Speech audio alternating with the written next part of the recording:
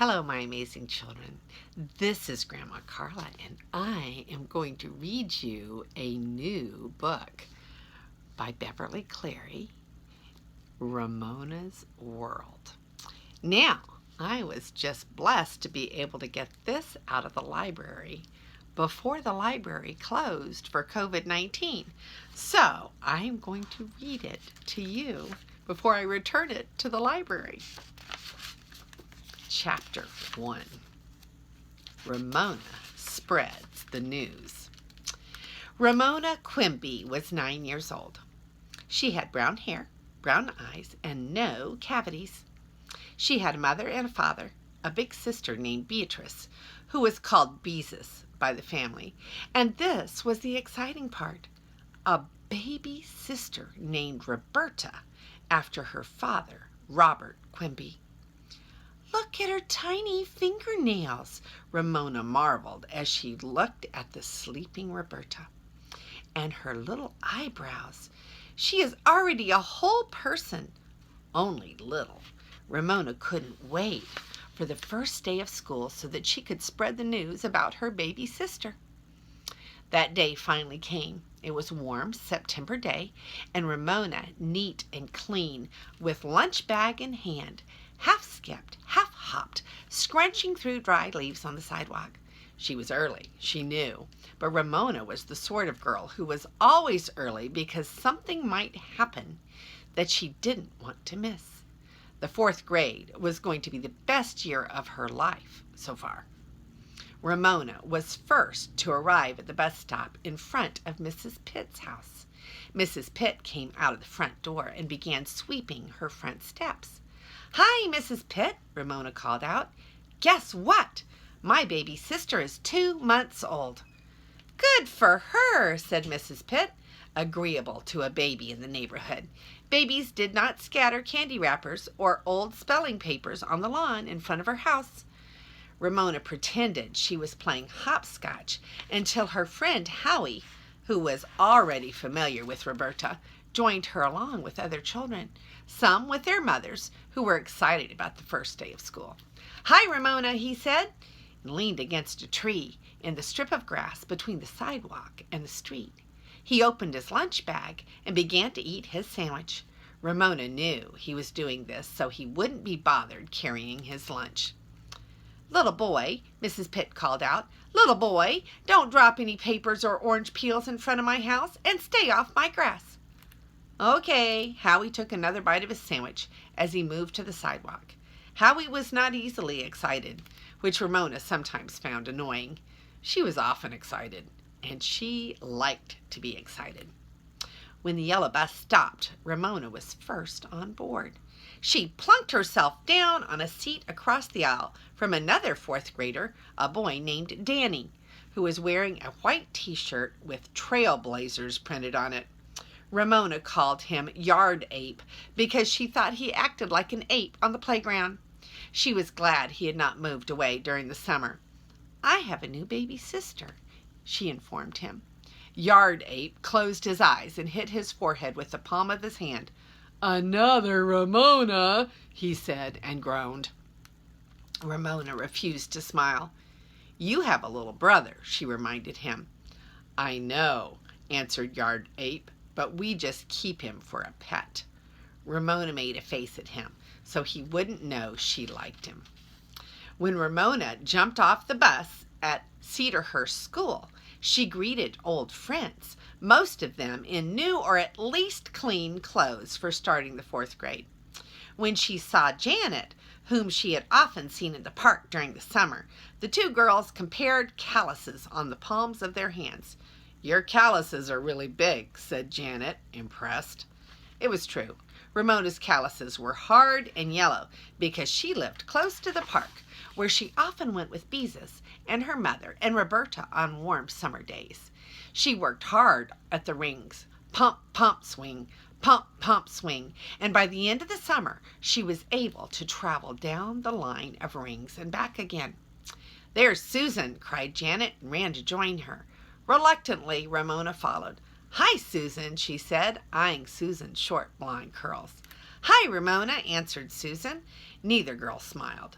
The trouble was the grown-up Quimbies and Susan's parents, the Kushners, were friends. Ramona did not know what Mrs. Kushner said, but her own parents often said things like, "Now you be nice to Susan. Susan is such a well-behaved little girl." Or Susan's mother says Susan always sets the table without being asked. Such remarks did not endear Susan to Ramona. There were more. In kindergarten, Susan did not like Ramona, who could not resist pulling the long curls she had at that time and saying boing as she released them. In first grade, when the class was making owls out of paper bags, Susan copied Ramona's owl. The teacher held up Susan's owl to show the class what a splendid owl Susan had made. This seemed so unfair to Ramona that she crunched Susan's owl and found herself in trouble. Big trouble. So how could anyone expect the two girls to be friends? As Ramona expected, the calluses on Susan's hands were so small that they could scarcely be seen. Then Ramona saw a new girl who was standing alone. A new fourth grader, Ramona decided, and because she admired the girl's long, fair hair, she went over to her and asked, "What's your name?" "Daisy," answered the girl. "Daisy Kidd." When she smiled, Ramona saw that she was wearing bands on her teeth. "What's your name?" Daisy asked. As Ramona told her, the bell rang, ending their conversation. On her way to the fourth grade, Ramona passed her former classroom, where the teacher was standing outside the door, welcoming her new class. When she saw Ramona, she waved and said, "How's bright-eyed, bushy-tailed Ramona?" People often called Ramona bright-eyed and bushy-tailed. When she was younger, she blinked her eyes, held up her hands like paws, and wiggled her bottom as if she were wagging a tail. Now that she was a fourth grader, she was too grown up for such babyishness, so she waved and said, "Hi, Mrs. Whaley." Ramona's fourth grade teacher was Mrs. Meacham, a plump, cheerful woman in a green pantsuit and blouse printed with flowers, a good sign. Ramona liked teachers who wore bright, cheerful clothes. Mrs. Meacham, Ramona decided, must be very old because Howie's father had gone to school with her when he was a boy. After inspecting her new teacher, Ramona looked at the chalkboard for spelling words. The board was blank, another good sign. Mrs. Meacham passed out name tags and made a little speech about how learning was fun in the fourth grade and everyone should work together to make this a great year. Then she passed out papers with borders of dinosaurs, another hopeful sign, Ramona thought, even though dinosaurs were more for third graders than fourth graders. Mrs. Meacham said, "So I will get to know you better. I want each of you to write a paragraph telling me about yourself." Ramona tapped her pencil on her nose and noticed that Yardape, who sat across the aisle, was already writing, apparently without having to think. Susan, in front of Ramona, leaned her head on her fist. A boy went to the pencil sharpener. Someone sighed. Feet shuffled. Ramona began to write. She enjoyed writing in cursive because her third grade teacher once said, "Ramona, your cursive is better than mine." Now she wrote fast because she had so much to say. "My name is Ramona Quimby. I have a baby sister. She is cute. She screams if she is hungry." Ramona paused. Screams looked peculiar. Maybe it was spelled with an EA instead of an EE. Oh well, anyone would know what she meant.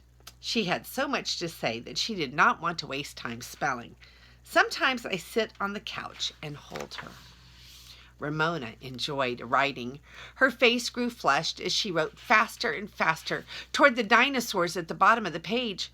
Her last lines, not as neat as her first, were written across the dinosaurs' heads. "She can grab my finger.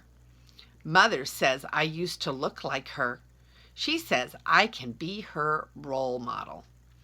Ramona squeezed a tiny sketch of a baby's sleeping face between a brontosaurus and a tyrannosaurus. Ramona was proud of her work. She glanced around to see what her classmates had written about themselves. She leaned forward to look over Susan's shoulder. Susan had written half a page in neat cursive and was busy coloring the dinosaurs. Neatly, of course, with crayons. Ramona read, "My name is Susan. My favorite color is blue. My favorite food is..." Ramona did not need to read any further. She half rose from her seat to look across the aisle towards Yard Ape and read his neat uphill cursive. "My name is Daniel. Call me Yard Ape. I am 9 years old. I am not married. I am a kid and proud of it." "Me too," thought Ramona, filled with admiration for Yard Ape, a smart boy who always earned stars in good work. At the top of his papers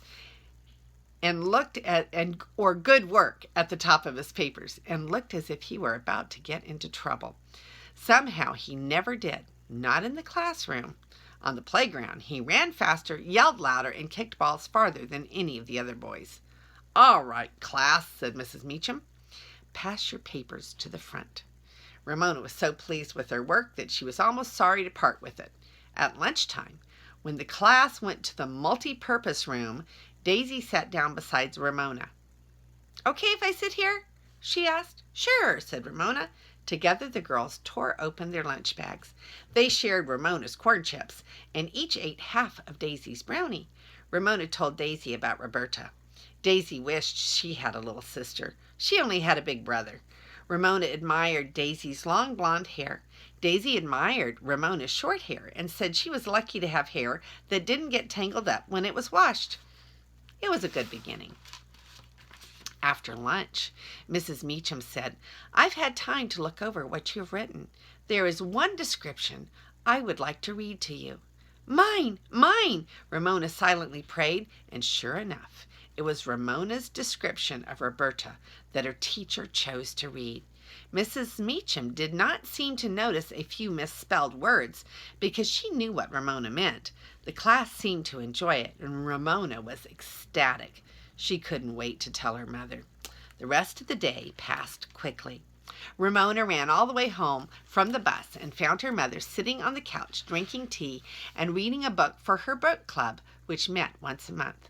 "Guess what?" Ramona burst out.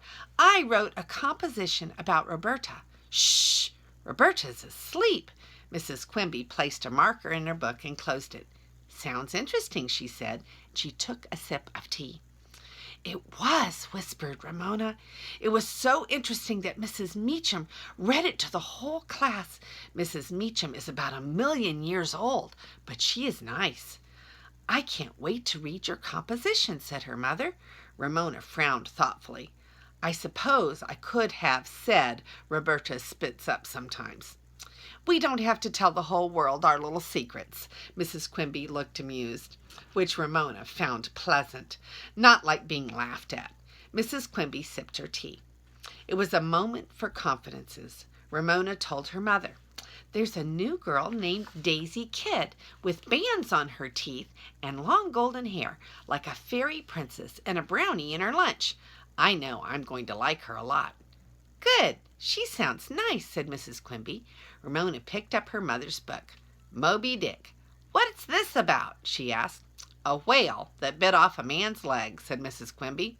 "Our book club decided to read a book we had all heard about all of our lives but had never actually read." "Sounds exciting." Ramona opened the book, which turned out not to be exciting at all. The print was small, the lines were close together, there were almost no quotation marks. She closed the book. She liked her own writing better. That wasn't all she liked. She liked Mrs. Meacham. She liked Daisy. She liked Yard Ape. She liked the 4th grade. It was going to be a great year. So let me show you the pictures of Chapter 1. Okay, so here we have, remember there's Mrs. Pitt, and they had the bus stop in front of Mrs. Pitt's house, and Mrs. Pitt did not like little children messing up her yard, did she? And let's see if there's any more pictures. Okay, so this is Daisy, and Daisy's got the longer hair, and this is Ramona, and they are eating their lunch together. And that is the end of Chapter 1. And this is Grandma Carla, and I love you.